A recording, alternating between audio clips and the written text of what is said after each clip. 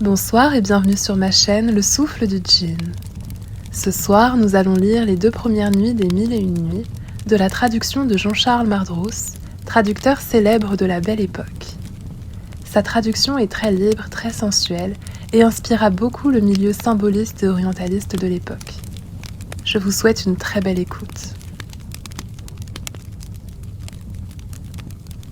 Histoire du roi Shahrayar et de son frère, le roi Shahzaman. Il est raconté, mais Allah est plus savant et plus sage et plus puissant et plus bienfaisant qu'il y avait, dans ce qui s'écoula et se présenta en l'antiquité du temps et le passé de l'âge et du moment, un roi d'entre les rois de Sassan, dans les îles de l'Inde et de la Chine. Il était maître d'armée, d'auxiliaires, de serviteurs et d'une nombreuse suite, et il avait 2 enfants, l'un de grand et le dernier petit. Tous les 2 étaient d'héroïques cavaliers, mais le grand était meilleur cavalier que le petit. Le grand régna sur les pays et gouverna avec justice entre les humains. Aussi l'aimèrent les habitants du pays et du royaume. Son nom était le roi Shahrayar. Quant à son frère, le petit, son nom était le roi Shahzaman, et il était roi de Samarcande et l'Arajam. Cet état de choses ne cessant point, ils résidèrent dans leur pays, et chacun d'eux fut, dans son royaume, gouverneur juste de ses ouailles durant l'espace de 20 années. Et ils furent tous 2 à la limite de la dilatation et de l'épanouissement. Et ils ne cessèrent d'être ainsi, jusqu'à ce que le roi le grand eut l'ardent désir de voir son frère le petit. Alors il ordonna à son vizir de partir et de revenir avec lui. Le vizir lui répondit: « J'écoute et j'obéis. » Puis il partit et y arriva en toute sécurité par la grâce d'Allah. Il entra chez le frère, lui transmit la paix et lui apprit que le roi Shahrayar désirait ardemment le voir et que le but de ce voyage était de l'inviter à aller visiter son frère. Le roi Shahzaman lui répondit: « J'écoute et j'obéis. » Puis il fit faire ses préparatifs de départ et sortir ses tentes, ses chameaux, ses mulets, ses serviteurs et ses auxiliaires. Ensuite, il éleva son propre vizir, gouverneur du pays, et sortit demandant les contrées de son frère. Mais, vers le milieu de la nuit, il se rappela une chose oubliée au palais, et revint et entra dans le palais. Et il trouva son épouse étendue sur sa couche et accolée par un esclave noir d'entre les esclaves. À cette vue, le monde noircit sur son visage. Et il dit en son âme: « Si telle aventure est survenue alors que je viens à peine de quitter ma ville, quelle serait la conduite de cette débauchée si je m'absentais quelque temps chez mon frère ?» Sur ce, il tira son épée et, frappant les 2, les tua sur les tapis de la couche. Puis il s'en retourna, au moment même et à l'heure même, et ordonna le départ du campement. Et il voyagea la nuit jusqu'à ce qu'il fût arrivé à la ville de son frère. Alors se réjouit son frère de son approche, et sortit vers lui, et, en le recevant, lui souhaita la paix. Et il se réjouit à la limite de la joie, et décora pour lui la ville, et se mit à lui parler avec expansion. Mais le roi Shahzaman se souvenait de l'aventure de son épouse, et un nuage de chagrin lui voilait la face. Et jaune était devenu son teint et faible son corps. Aussi, lorsque le roi Shahrayar le vit dans cet état, il pensa en son âme que cela était dû à l'éloignement du roi Shahzaman hors de son pays et de son royaume, et, ne lui demandant plus rien à ce sujet, il le laissa à sa voix. Mais un de ces jours, il lui dit: « Oh mon frère, je ne sais, mais je vois ton corps maigrir et ton teint jaunir. » Il répondit: « Oh mon frère, j'ai en mon être intime une plaie vive. » Mais il ne lui révéla pas ce qu'il avait vu faire à son épouse. Le roi Shahrayar lui dit: « Je désire fort que tu partes avec moi à la chasse à pied et à court, car peut-être ainsi se dilatera ta poitrine. » Mais le roi Shahzaman ne voulut point accepter, et son frère partit seul à la chasse. Or il y avait, dans le palais du roi, des fenêtres ayant vue sur le jardin, et comme le roi Shahzaman s'y était accoudé pour regarder, la porte du palais s'ouvrit, et en sortirent 20 esclaves femmes et 20 esclaves hommes. Et la femme du roi, son frère, était au milieu d'eux, qui se promenait dans toute son éclatante beauté. Arrivés à un bassin, ils se dévêtirent tous et se mêlèrent entre eux. Et soudain la femme du roi s'écria « Oh Mas'aoud, ya Mas'aoud !» Et aussitôt accourut vers elle un solide nègre noir qui la colla.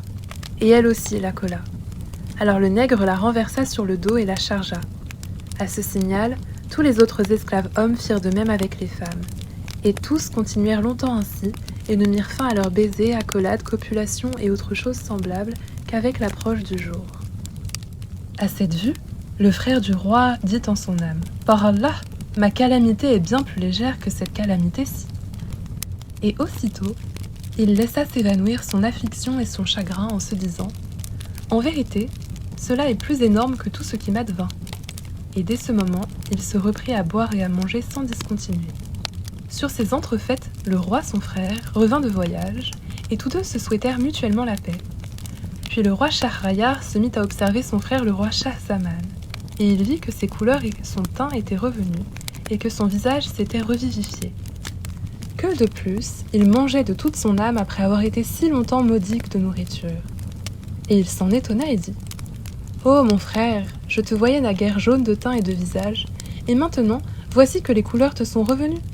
Raconte-moi donc ton état. » Il lui répondit « Je te mentionnerai la cause de ma pâleur première, mais dispense-moi de te narrer pourquoi les couleurs me sont revenues. » Le roi lui dit « Raconte-moi donc premièrement, pour que je t'entende, la cause de ton changement de teint et de ton affaiblissement. » Il répondit « Oh mon frère, sache que lorsque tu as envoyé ton vizir vers moi requérir ma présence entre tes mains, je fis mes préparatifs de départ et je sortis de ma ville.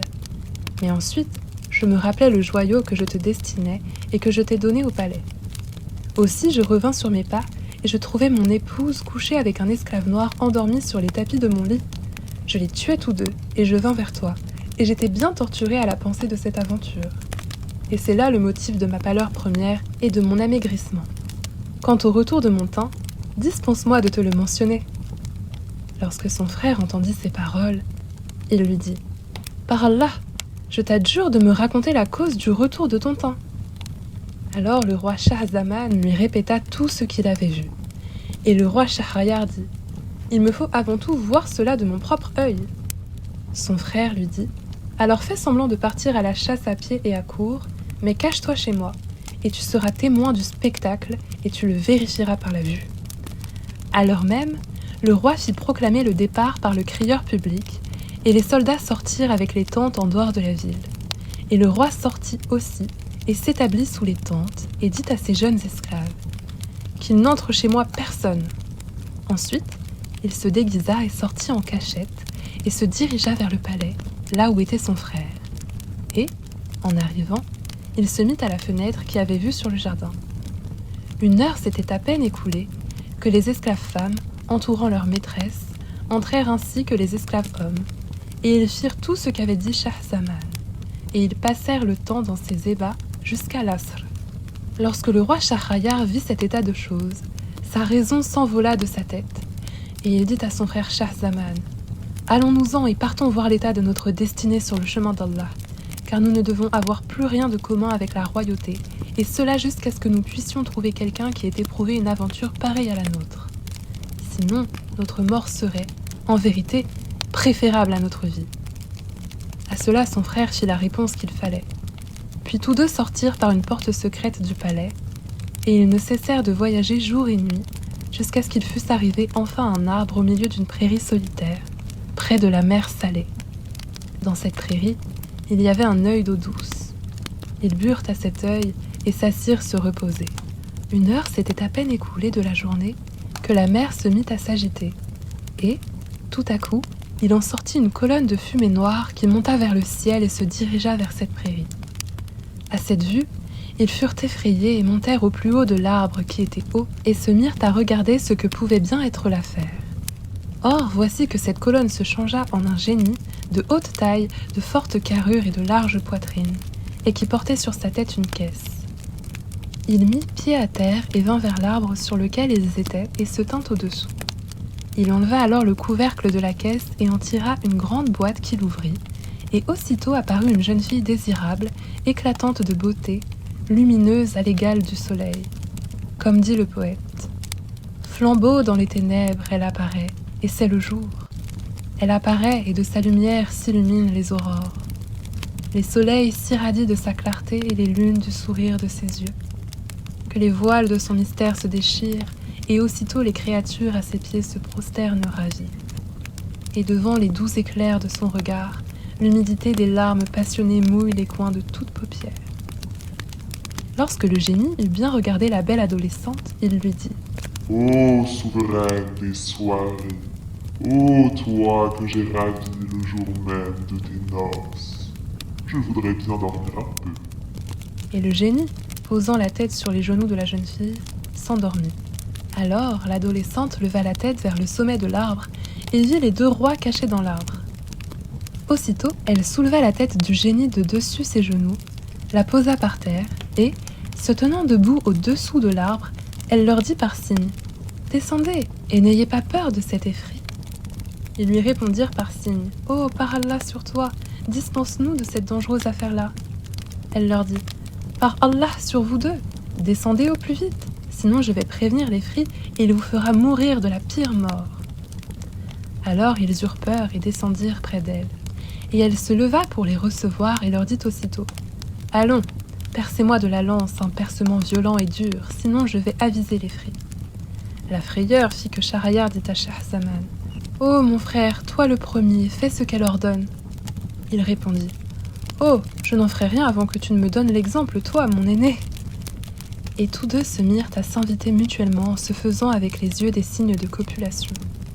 Alors elle leur dit « Pourquoi vous vois-je ainsi cligner des yeux ?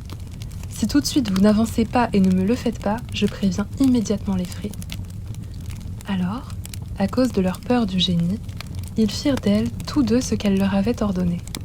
Quand ils se furent bien vidés, elle leur dit « Que vous êtes vraiment expert ?» Puis elle sortit de sa poche un petit sac et en tira un collier composé de 570 sceaux et leur dit « Savez-vous ce que c'est ?» Ils lui dirent « Nous ne savons pas. » Alors elle leur dit « Les propriétaires de ces sceaux, tous ont copulé avec moi sur les insensibles cornes de cet effrit. Ainsi donc, vous les deux frères, donnez-moi les vôtres. » Alors ils lui donnèrent, les sortant de leurs mains, 2 sceaux. Elle leur dit « Sachez que cet effrit m'enleva la nuit de mes noces, me plaça dans une boîte et, mettant la boîte dans la caisse, fixa sur la caisse 7 cadenas, et me mit alors au fond de la mer mugissante qui se heurte et s'entrechoque avec les vagues. Mais il ne savait point que lorsqu'une femme d'entre nous désire quelque chose, rien ne saurait la vaincre. » Et le poète dit d'ailleurs « Ami, ne te fie point aux femmes et souris à leurs promesses, car leur bonne ou mauvaise humeur dépend du caprice de leur vulve. Elles prodiguent l'amour mensonger, alors que la perfidie les emplit et forme la bourre de leurs vêtements. Souviens-toi avec respect des paroles de Youssouf, et n'oublie point qu'Éblis fit expulser Adam à cause de la femme. Cesse aussi ton blâme, ami, il ne sert, car demain, chez celui que tu blâmes, à l'amour simple succédera la passion folle. Et ne dis point, si je suis amoureux, j'éviterai les folies des amoureux. Ne le dis point.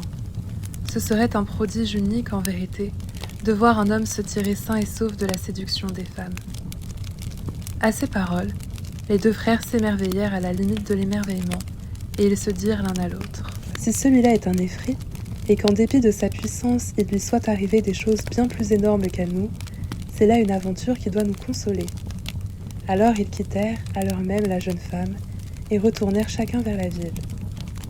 Quand le roi Schahriar entra dans son palais, il fit couper le cou à son épouse, et de la même façon le cou des esclaves femmes et des esclaves hommes. Puis il ordonna à son vizir de lui amener chaque nuit une jeune fille vierge. Et chaque nuit, il prenait ainsi une jeune fille vierge et lui ravissait sa virginité. Et, la nuit écoulée, il la tuait. Et il ne cessa d'agir de la sorte durant la longueur de 3 années. Aussi les humains furent dans les cris de douleur et le tumulte de la terreur, et ils s'enfuirent avec ce qu'il leur restait de filles. Et il ne resta dans la ville aucune fille en état de servir à l'assaut du monteur. Sur ces entrefaites, le roi ordonna au vizir de lui amener une jeune fille, comme d'habitude. Et le vizir sortit et chercha, mais ne trouva point de fille. Et tout triste, tout affligé, il revint vers sa demeure, l'âme pleine de terreur à cause du roi. Or, ce vizir avait lui-même 2 filles pleines de beauté, de charme, d'éclat, de perfection et d'un goût délicieux. Le nom de l'aînée était Shahrazad et le nom de la petite était Doniazad. L'aîné, Schahrazade, avait lu les livres, les annales, les légendes des rois anciens et les histoires des peuples passés. On dit aussi qu'elle possédait 1000 livres d'histoire, ayant trait au peuple des âges passés et aux rois de l'Antiquité et aux poètes. Elle était fort éloquente et très agréable à écouter. À la vue de son père, elle dit « Pourquoi vous vois-je ainsi changé, portant le fardeau des chagrins et des afflictions ? Car sache, ô père, que le poète dit « Ô toi qui te chagrines, console-toi, rien ne saurait durer, toute joie s'évanouit et tout chagrin s'oublie. » Lorsque le vizir entendit ces paroles, il raconta à sa fille tout ce qui était arrivé, depuis le commencement jusqu'à la fin, concernant le roi. Alors Schahrazade lui dit « Par Allah, ô père, marie-moi avec ce roi, car où je vivrai, où je serai une rançon pour les filles des mouslimines, et la cause de leur délivrance d'entre les mains du roi. » Alors il lui dit « Par Allah sur toi, ne t'expose pas ainsi au péril, jamais. » Et elle lui dit « Il faut absolument faire cela. » Alors il dit « Prends garde qu'il ne t'arrive ce qui arriva à l'âne et au bœuf avec le maître du labour.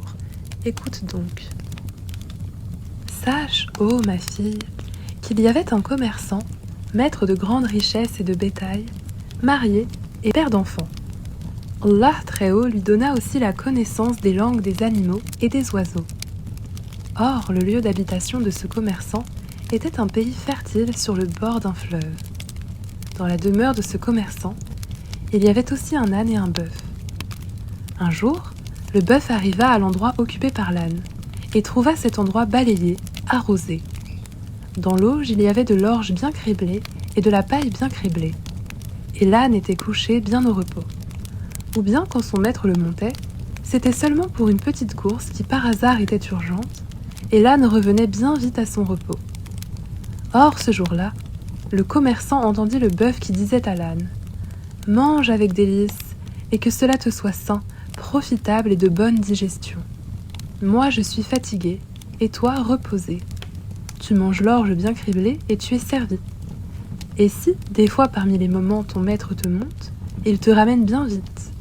Quant à moi, je ne sers qu'au labour et au travail du moulin. » Alors l'âne lui dit « Lorsque tu sortiras au champ et qu'on te mettra le joug sur le cou, jette-toi à terre et ne te lève point, même si on te frappait.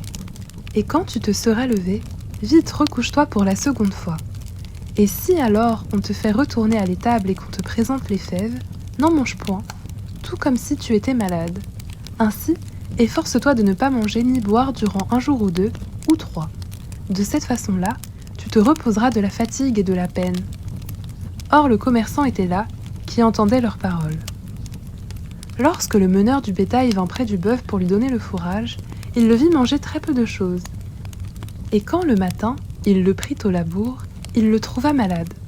Alors le commerçant dit au meneur du bétail « Prends l'âne et fais-le labourer à la place du bœuf pendant toute la journée. » Et l'homme revint et prit l'âne à la place du bœuf et le fit labourer durant tout le jour.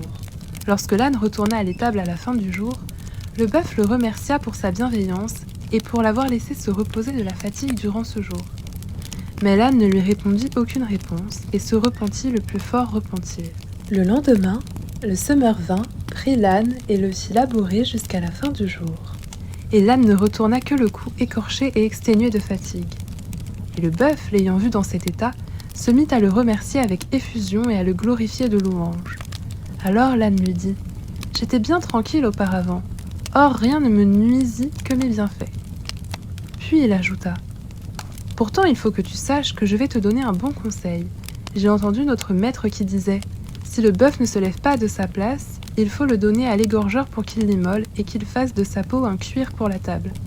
Et moi j'ai bien peur pour toi, et je t'avise du salut. » Lorsque le bœuf entendit les paroles de l'âne, il le remercia et dit « Demain j'irai librement avec eux vaquer à mes occupations. » Là-dessus, il se mit à manger et avala tout le fourrage, et même il lécha le boisseau avec la langue. Tout cela, et leur maître écoutait leurs paroles. Lorsque parut le jour, le commerçant sortit avec son épouse vers l'habitation des bœufs et des vaches, et tous deux s'assirent. Alors le conducteur vint, et prit le bœuf et sortit. À la vue de son maître, le bœuf se mit à agiter la queue, à péter avec bruit et à galoper follement en tous sens. Alors le commerçant fut pris d'un tel rire qu'il se renversa sur le derrière. Alors son épouse lui dit « De quelle chose ris-tu » Il lui dit « D'une chose que j'ai vue et entendue, et que je ne puis divulguer sans mourir. » Elle lui dit « Il faut absolument que tu me la racontes et que tu me dises la raison de ton rire, même si tu devais en mourir. » Il lui dit « Je ne puis te divulguer cela à cause de ma peur de la mort. » Elle lui dit « Mais alors tu ne ris que de moi. » Puis elle ne cessa de se quereller avec lui et de le harceler de paroles avec opiniâtreté, tant qu'à la fin, il fut dans une grande perplexité. Alors il fit venir ses enfants en sa présence et envoya mander le cadi et les témoins. Puis il voulut faire son testament avant de révéler le secret à sa femme et de mourir, car il aimait sa femme d'un amour considérable, vu qu'elle était la fille de son oncle paternel et la mère de ses enfants, et qu'il avait déjà vécu avec elle 120 années de son âge. De plus, il envoya quérir tous les parents de sa femme et les habitants du quartier, et il raconta à tous son histoire et qu'à l'instant même où il dirait son secret, il mourrait. Alors, tous les gens qui étaient là dirent à la femme « Par Allah sur toi, laisse de côté cette affaire de peur que ne meure ton mari, le père de tes enfants. » Mais elle leur dit « Je ne lui laisserai la paix qu'il ne m'ait dit son secret, même dût-il en mourir. » Alors ils cessèrent de lui parler. Et le marchand se leva de près d'eux et se dirigea du côté de l'étable, dans le jardin, pour faire d'abord ses ablutions et retourner ensuite dire son secret et mourir. Or, il avait un vaillant coq capable de satisfaire 50 poules, et il avait aussi un chien. Et il entendit le chien qui appelait le coq et l'injuriait et lui disait « N'as-tu pas honte d'être joyeux alors que notre maître va mourir ?» Alors le coq dit au chien « Mais comment cela ?» Alors le chien répéta l'histoire, et le coq lui dit « Par Allah, notre maître est bien pauvre d'intelligence. Moi j'ai 50 épouses, et je sais me tirer d'affaire en contentant l'une et en grondant l'autre. Et lui n'a qu'une seule épouse, et il ne sait ni le bon moyen, ni la façon dont il faut la prendre. Or, c'est bien simple. Il n'a qu'à couper à son intention quelques bonnes tiges de mûrier, et entrer brusquement dans son appartement réservé et la frapper jusqu'à ce qu'elle meure ou se repente. Et elle ne recommencera plus à l'importuner de questions sur quoi que ce soit. Lorsque le commerçant eut entendu les paroles du coq discourant avec le chien, la lumière revint à sa raison et il résolut de battre sa femme. Ici, le vizir s'arrêta dans son récit et dit à sa fille Scheherazade « Il est possible que le roi fasse de toi comme a fait le commerçant de son épouse. » Elle lui dit « Et que fit-il » Le vizir continua « Le commerçant entra dans la chambre réservée de sa femme, après avoir coupé à son intention les tiges de mûrier et les avoir cachées. Et il lui dit en l'appelant « Viens dans la chambre réservée pour que je te dise mon secret et que personne ne puisse me voir, et puis je mourrai. » Alors elle entra avec lui, et il ferma la porte de la chambre réservée sur eux deux. Et il lui tomba dessus à coups redoublés jusqu'à la faire s'évanouir. Alors elle lui dit « Je me repens, je me repens. » Puis elle se mit à embrasser les 2 mains et les 2 pieds de son mari, et elle se repentit vraiment. Et alors elle sortit avec lui. Aussi toute l'assistance se réjouit, et se réjouirent aussi tous les parents, et tout le monde fut dans l'état le plus heureux et le plus fortuné jusqu'à la mort. Et lorsque Scheherazade, la fille du vizir, eut entendu ce récit de son père, elle dit « Ô père, je veux tout de même que tu fasses ce que je te demande. » Alors le vizir, sans plus insister, fit préparer le trousseau de sa fille Scheherazade, puis monta prévenir le roi Shahrayar. Pendant ce temps, Scheherazade fit des recommandations à sa jeune sœur et lui dit « Lorsque je serai près du roi, je t'enverrai mander. Et lorsque tu seras venu et que tu auras vu le roi terminer sa chose avec moi, tu me diras « Oh, ma sœur, raconte-moi des contes merveilleux qui nous fassent passer la soirée. » Alors moi, je te raconterai des contes qui, si Allah le veut, seront la cause de la délivrance des filles des muslimines. Après quoi, son père le vizir vint la prendre et monta avec elle chez le roi. Et le roi fut tout heureux et dit au vizir « C'est bien là ce qu'il faut ?» Et le vizir dit respectueusement « Oui. » Lorsque le roi voulut prendre la jeune fille, elle se mit à pleurer. Et le roi lui dit « Qu'as-tu » Elle dit « Ô roi, j'ai une petite sœur à qui je désire faire mes adieux. » Alors le roi envoya chercher la petite sœur qui vint et se jeta au cou de Scheherazade et finit par se blottir auprès du lit.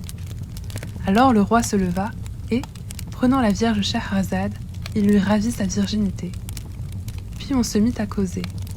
Alors Doniazade dit à Scheherazade « Par Allah sur toi, ô ma sœur, raconte-nous un conte qui nous fasse passer la nuit. » Et Scheherazade lui répondit « De tout cœur, et comme un devoir d'hommage dû. Si toutefois veut bien me le permettre ce roi bien élevé et doué de bonnes manières. » Lorsque le roi entendit ces paroles, et comme d'ailleurs il avait de l'insomnie, il ne fut pas fâché d'entendre le conte de Scheherazade. Et Schahrazad, cette première nuit, commença le conte suivant. Scheherazade dit : Il m'est parvenu, ô roi fortuné, qu'il y avait un marchand d'entre les marchands, maître de nombreuses richesses et d'affaires commerciales dans tous les pays.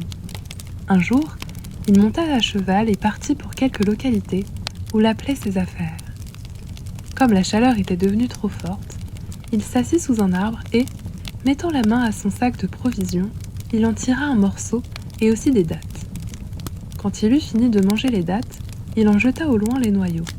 Mais soudain apparut devant lui un effrit, grand de taille, qui, brandissant une épée, s'approcha du marchand et s'écria : « Lève-toi, que je te tue comme tu as tué mon enfant. » Et le marchand lui dit : Comment ai-je tué ton enfant ? Il lui dit : Quand les dattes mangées, tu jetas les noyaux. Les noyaux vinrent frapper mon fils à la poitrine. Alors s'en fut fait de lui, et il mourut à l'heure même. Alors le marchand dit à l'effrit : Sache, ô grand effet, que je suis un croyant et que je ne saurais te mentir. Or j'ai beaucoup de richesses, et j'ai aussi des enfants et une épouse. De plus, j'ai chez moi des dépôts qui me furent confiés. Permets-moi donc de m'en aller à ma maison, que je puisse donner à qui de droit son droit. Cela fait, je reviendrai vers toi.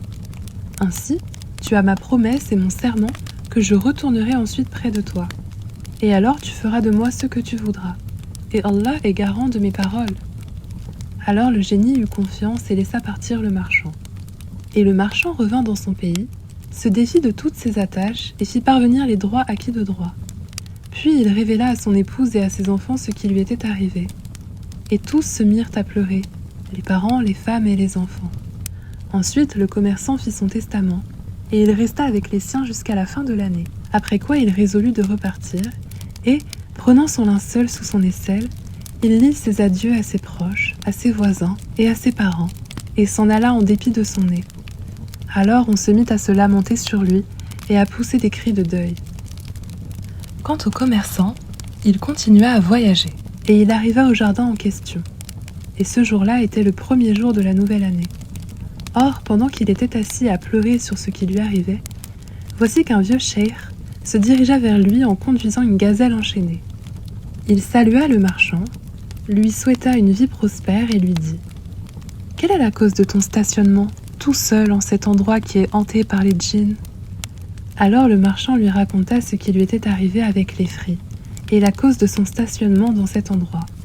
Et le cheikh, maître de la gazelle, fut grandement étonné et dit : « Par Allah, ô mon frère, ta foi est une grande foi, et ton histoire est une histoire si prodigieuse que, si elle était écrite avec l'aiguille sur le coin intérieur de l'œil, elle serait une matière à réflexion à qui réfléchir respectueusement. » Puis il s'assit à côté de lui et dit : « Par Allah, ô mon frère, je ne cesserai de rester près de toi tant que je n'aurai pas vu ce qu'il va t'arriver avec l'effrit. » Et il resta, en effet, et se mit à causer avec lui, et le vit même s'évanouir de peur et de terreur, en proie à une profonde affliction et à des pensées tumultueuses. Et le maître de la gazelle continuait à rester là, quand soudain arriva un second cheikh qui se dirigea vers eux, en conduisant 2 chiens lévriers de l'espèce des chiens noirs. Il s'approcha, leur souhaita la paix, et leur demanda la cause de leur stationnement en cet endroit hanté par les djinns. Alors ils lui racontèrent l'histoire depuis le commencement jusqu'à la fin. Mais à peine s'était-il assis qu'un 3e cheikh se dirigea vers eux en conduisant une mule couleur des tourneaux. Il leur souhaita la paix et leur demanda la cause de leur stationnement en cet endroit. Et ils lui racontèrent l'histoire depuis le commencement jusqu'à la fin. Mais il n'y a aucune utilité à la répéter. Sur ces entrefaites, un tourbillon de poussière se leva et une tempête souffla avec violence en s'approchant du milieu de la prairie. Puis, la poussière s'étant dissipée, le génie en question apparut, un glaive finement aiguisé à la main, et des étincelles jaillissaient de ses paupières. Il vint à eux et, saisissant le marchand au milieu d'eux, il lui dit : « Viens, que je te tue comme tu as tué mon enfant, le souffle de ma vie et le feu de mon cœur. » Alors le marchand se mit à pleurer et à se lamenter. Et aussi les 3 cheikhs se mirent notoirement à pleurer, à gémir et à sangloter. Et le premier cheikh, le maître de la gazelle, finit par s'enhardir et embrassant la main du génie, il lui dit « Ô génie, ô le chef des rois des djinns et leur couronne, si je te raconte mon histoire avec cette gazelle et que tu en sois émerveillé, en récompense tu me feras grâce du tiers du sang de ce marchand. » Le génie dit « Oui, certes, vénérable cheikh. Si tu me racontes l'histoire et que je la trouve extraordinaire, je t'accorderai en grâce le tiers de ce sang. » Le premier cheikh dit « Sache, ô grand effrit, que cette gazelle-ci était la fille de mon oncle et qu'elle était de ma chair et de mon sang. Je l'épousai alors qu'elle était encore jeune et je vécus avec elle près de 30 ans. Mais Allah ne m'accordait d'elle aucun enfant. Aussi je pris une concubine qui, avec la grâce d'Allah, me donna un enfant mâle beau comme la lune à son lever. Il avait des yeux magnifiques et des sourcils qui se rejoignaient et des membres parfaits. Il grandit petit à petit jusqu'à ce qu'il fût un garçon de 15 ans. À cette époque, je fus obligée de partir pour une ville éloignée à cause d'une grosse affaire de commerce. Or, la fille de mon oncle, cette gazelle-ci, était initiée dès son enfance à la sorcellerie et à l'art des enchantements. Par sa science de la magie, elle métamorphosa mon fils en veau et l'esclave sa mère en vache. Puis elle les mit sous la garde de notre berger. Moi, après une longue durée de temps, je revins de voyage. Je m'informai de mon fils et de sa mère, et la fille de mon oncle me dit « Ton esclave est morte et ton fils s'est enfui, et je ne sais où il est allé. » Alors, durant une année, je restai accablée sous l'affliction de mon cœur et les pleurs de mes yeux. Quand arriva la fête annuelle du jour des sacrifices, j'envoyai dire au berger de me réserver une vache bien grasse, et il m'apporta une vache bien grasse, mais c'était ma concubine ensorcelée par cette gazelle-ci. Alors je relevai mes manches et les pans de ma robe et, le couteau à la main, je me préparai à sacrifier la vache. Tout à coup, cette vache se mit à se lamenter et à pleurer des pleurs abondants. Alors je m'arrêtai, mais j'ordonnai au berger de la sacrifier. Il le fit, puis il l'écorcha. Mais nous ne trouvâmes en elle ni graisse ni viande, simplement la peau et les os. Je me repentis alors de l'avoir sacrifiée. Mais à quoi me servait le repentir ? Puis je la donnai au berger et lui dis « Apporte-moi un veau bien gras. » Et il m'apporta mon fils l'ensorcelé en veau. Quand ce veau me vit, il coupa sa corde, courut à moi et se roula à mes pieds. Et quel gémissement! Et quels pleurs! Alors j'eus pitié de lui. Et je dis au berger « Apporte-moi une vache et laisse celui-ci. » À ce moment de sa narration, Scheherazade vit apparaître le matin et, discrète, se tut sans profiter davantage de la permission. Alors sa sœur Doniazade lui dit « Oh ma sœur, que tes paroles sont douces et gentilles et savoureuses et délicieuses au goût. » Et Scheherazade répondit « Mais elles ne sont vraiment rien comparées à ce que je vous raconterai à tous deux la nuit prochaine, si toutefois je suis encore en vie et si le roi veut bien me conserver. » Et le roi se dit en lui-même « Par Allah, je ne la tuerai que lorsque j'aurai entendu la suite de son conte. » Ce fut la première nuit.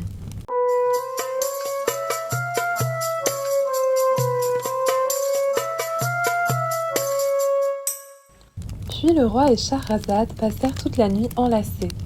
Après quoi le roi sortit présider aux affaires de sa justice. Et il vit le vizir arriver avec sous le bras le linceul destiné à sa fille Scheherazade qu'il croyait déjà morte. Mais le roi ne lui dit rien à ce sujet et continua à rendre la justice et à nommer les uns aux emplois et à destituer les autres, et cela jusqu'à la fin de la journée. Et le vizir fut dans la perplexité et à la limite de l'étonnement. Quand le diwan fut terminé, le roi Shahrayar rentra dans son palais. Et lorsque fut la deuxième nuit, Doniazade dit à sa sœur Scheherazade « Ô ma sœur, finis-nous, je t'en prie, le conte qui est l'histoire du marchand avec le génie. » Et Scheherazade répondit « De tout cœur et comme hommage dû, si toutefois le roi me le permet. » Alors le roi lui dit « Tu peux parler. » Elle dit « Il est parvenu jusqu'à moi, ô roi fortuné, ô doué d'idées justes et droites, que lorsque le marchand vit pleurer le veau, son cœur fut pris de pitié et qu'il dit au berger « Laisse ce veau parmi les bestiaux. » Tout cela, et le génie s'étonnait prodigieusement de cette histoire étonnante. Puis le cheikh, maître de la gazelle, continua.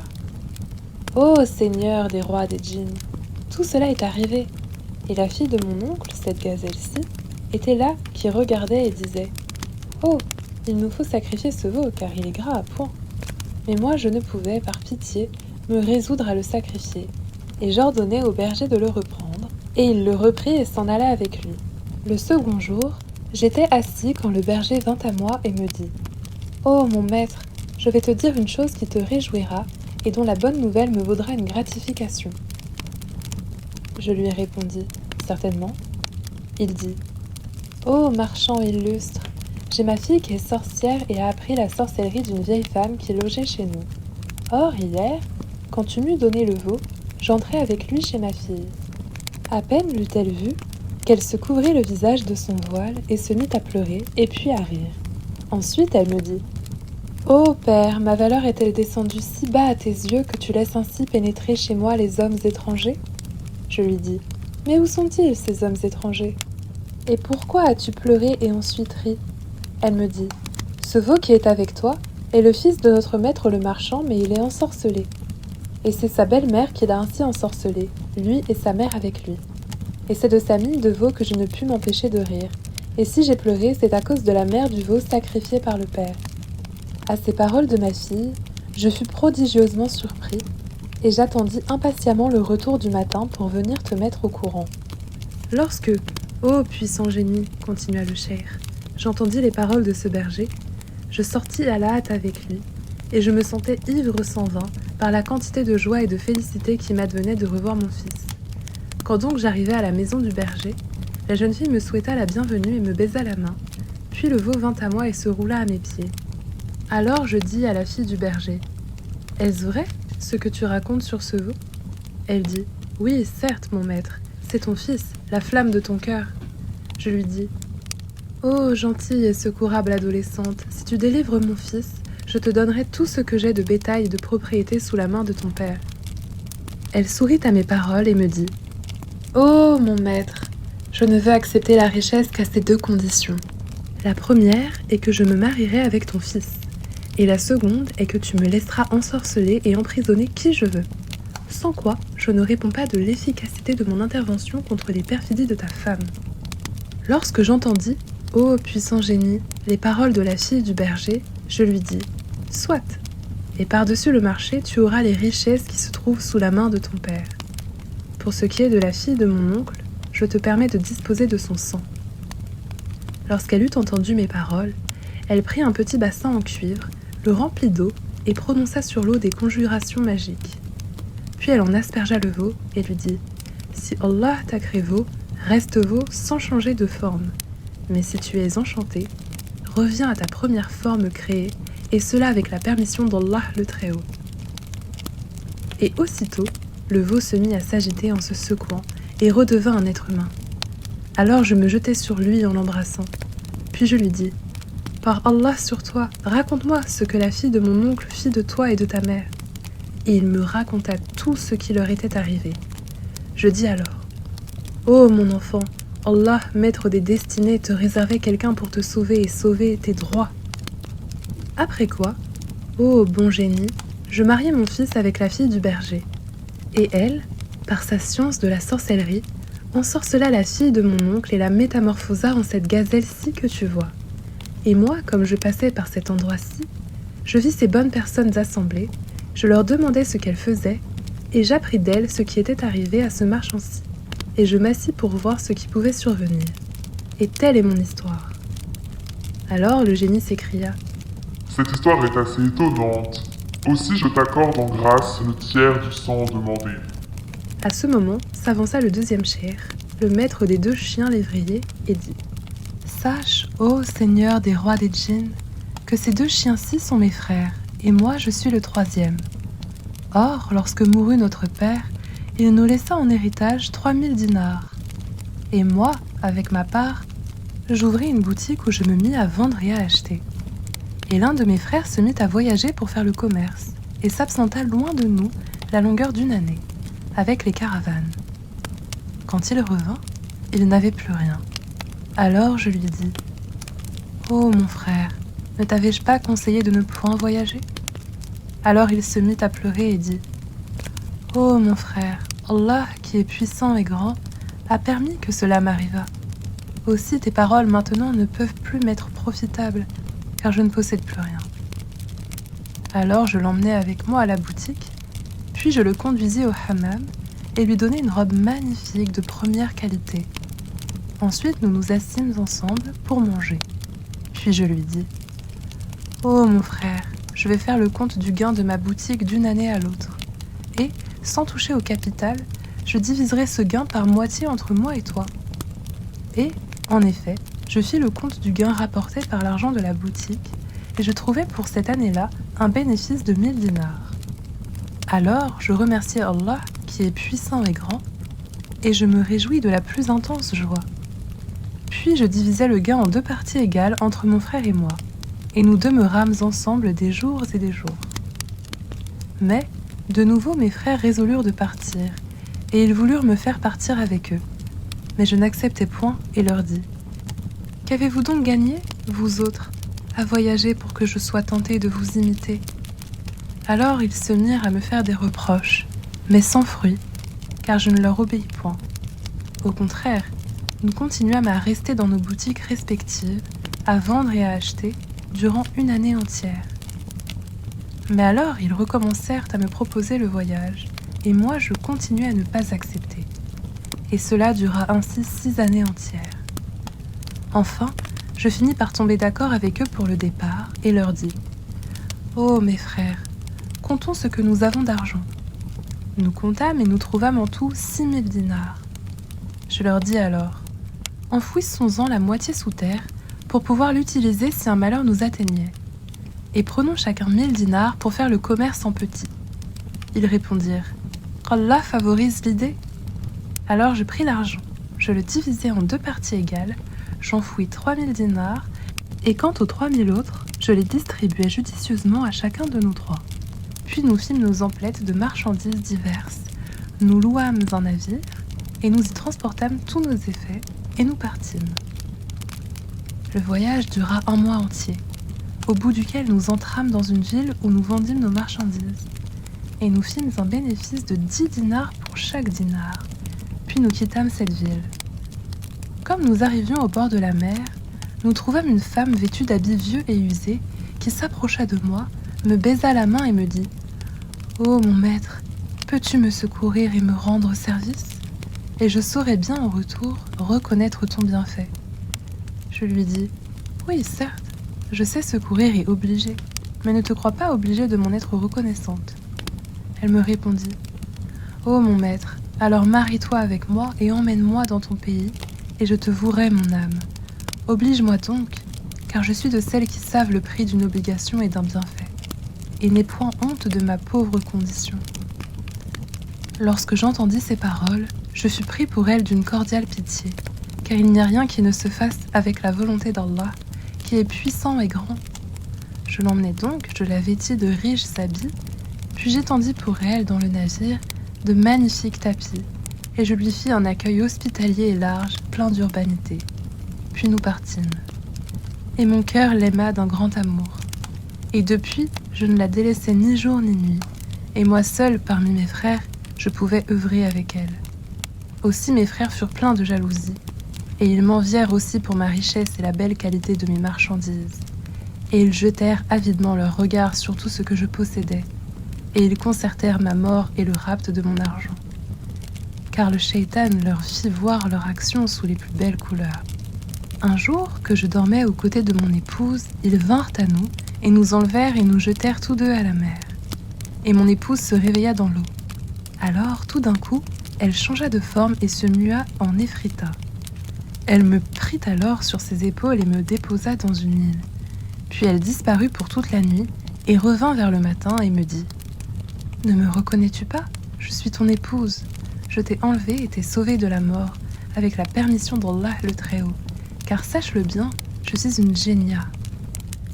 Et, dès l'instant que je t'ai aperçue, mon cœur t'a aimé simplement parce qu'Allah l'a voulu et que je suis une croyante en Allah et en son prophète. Qu'il soit béni et préservé par Allah. Lorsque je suis venue à toi dans la pauvre condition où j'étais, Tu as bien voulu tout de même te marier avec moi. Et alors, moi, en retour, je t'ai sauvé de cette mort dans l'eau. Quant à tes frères, je suis pleine de fureur contre eux, et certainement il faut que je les tue. » À ces paroles, je fus fort stupéfait, et je la remerciai pour son acte. Et je lui dis, « Quant à la perte de mes frères, vraiment, il ne faut pas. » Puis je lui racontai ce qu'il m'était advenu avec eux depuis le commencement jusqu'à la fin. Lorsqu'elle eut entendu mes paroles, elle dit, « Moi, cette nuit, je m'envolerai vers eux, et je ferai sombrer leur navire, et ils périront. » Je lui dis, « Pour Allah sur toi, ne le fais point, car le maître des proverbes dit, « Ô bienfaiteur d'un homme indigne, sache que le criminel est puni suffisamment par son crime même. Or, quoi qu'il en soit, ils sont tout de même mes frères. » Elle dit, « Il faut absolument que je les tue. » Et j'implorai vainement son indulgence. Après quoi, elle me prit sur ses épaules et s'envola et me déposa sur la terrasse de ma maison. Alors j'ouvris les portes de ma maison, puis je retirai les 3000 dinars de leur cachette, et j'ouvris ma boutique après avoir fait les visites nécessaires et les saluts d'usage. Et je fis de nouvelles emplettes de marchandises. Lorsque vint la nuit, je fermai ma boutique et, en entrant dans ma maison, je trouvai ces 2 chiens-ci attachés dans un coin. Quand ils me virent, ils se levèrent et se mirent à pleurer et à s'attacher à mes vêtements. Mais tout de suite accourut mon épouse qui me dit « Ce sont là tes frères. » Je lui dis « Mais qui a pu les mettre dans cet état ?» Elle répondit « Moi, j'ai prié ma sœur, qui est bien plus versée que moi dans les enchantements, et elle les mit dans cet état dont ils ne pourront sortir qu'au bout de 10 années. C'est pourquoi, ô puissant génie, moi je vins en cet endroit-ci, car je me rends auprès de ma belle-sœur pour la prier de les délivrer, puisque voici déjà les 10 années écoulées. À mon arrivée ici, je vis ce bon jeune homme, j'appris son aventure, et je ne voulus point bouger avant d'avoir vu ce qui pouvait survenir entre toi et lui. Et tel est mon conte. » Le génie dit, « C'est vraiment un conte étonnant. Aussi je t'accorde le tiers du sang en rachat du crime. » Alors s'avança le 3e cheikh, le maître de la mule, et dit au génie, « Moi je te raconterai une histoire plus merveilleuse que celle des 2 autres, et tu m'accorderas en grâce le reste du sang en rachat du crime. » Le génie répondit, « Qu'il en soit ainsi. » Et le 3e cheikh dit, « Ô sultan, ô toi le chef des djinns, cette mule-ci était mon épouse. J'avais été une fois en voyage et m'étais absentée loin d'elle une année entière. Et, quand j'eus terminé mes affaires, je revins pendant la nuit auprès d'elle, et je la trouvai couchée avec un esclave noir sur les tapis du lit. Et tous 2 étaient là qui causaient et minaudaient, et riaient, et s'embrassaient, et s'excitaient en folâtrant. Aussitôt qu'elle me vit, elle se leva vite et se jeta sur moi en tenant une cruche d'eau. Elle murmura quelques paroles sur cette cruche, m'aspergea avec l'eau, et me dit « Sors de ta propre forme et deviens l'image d'un chien. » Et immédiatement, je devins un chien, et elle me chassa de ma maison. Et je sortis, et depuis lors je ne cessai d'errer, et je finis par arriver à la boutique d'un boucher. Je m'approchai, et me mis à manger des os. Lorsque le maître de la boutique me vit, il me prit, et vint avec moi à sa demeure. Lorsque la fille du boucher me vit, aussitôt elle se voila le visage à cause de moi, et dit à son père, « Est-ce ainsi que l'on fait ? Tu emmènes un homme et tu entres chez nous avec lui ?» Son père dit, « Mais où est cet homme ?» Elle répondit, « Ce chien est un homme, et c'est une femme qui l'a ensorcelé.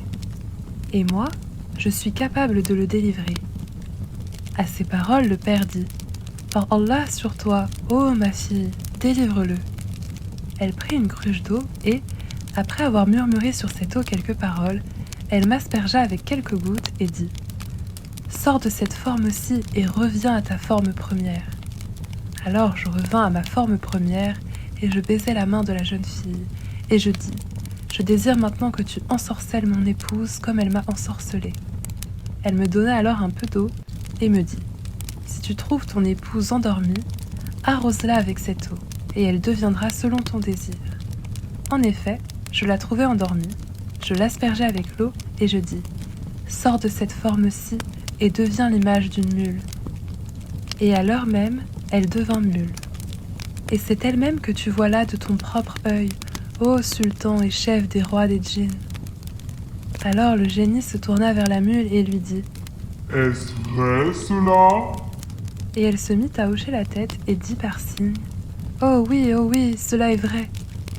Toute cette histoire fit que le génie se convulsa d'émotion et de plaisir et fit don au vieillard du dernier tiers du sang.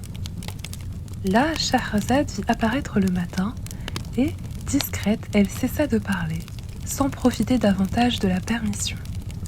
Alors sa sœur Doniazade lui dit « Oh ma sœur, que tes paroles sont douces et gentilles et savoureuses et délicieuses en leur fraîcheur. » Scheherazade répondit « Mais qu'est cela comparé à ce que je te raconterai la nuit prochaine, si je suis encore en vie et si le roi veut bien me conserver ?» Et le roi se dit « Par Allah, je ne la tuerai que lorsque j'aurai entendu la suite de son récit, qui est étonnant. » Ce fut la deuxième nuit.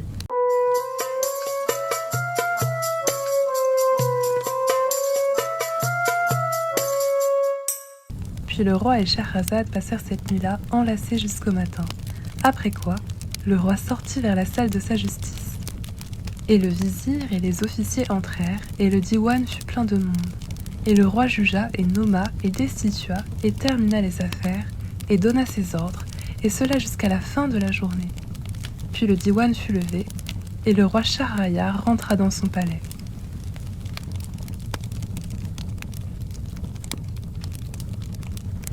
Et voilà, nous venons de compter les 2 premières nuits. J'espère sincèrement que vous avez apprécié cette lecture. N'hésitez pas à faire des remarques en commentaire. Et je vous dis à très bientôt sur la chaîne Le Souffle du Djinn pour la suite des 1001 nuits.